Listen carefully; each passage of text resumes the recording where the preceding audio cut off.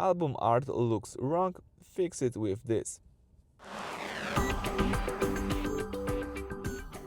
So let me start from the beginning. Let's choose the home screen at start, select menu, the second button from the left, select here setup, and let's use here the third option right here, select common right here, and let's choose the second option here, priority display of Gracenote. Let's enable this feature.